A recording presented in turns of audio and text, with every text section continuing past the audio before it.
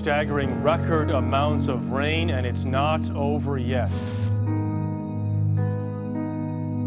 Texas officials say more than 4,000 homes may be damaged or destroyed, and Mother Nature isn't finished.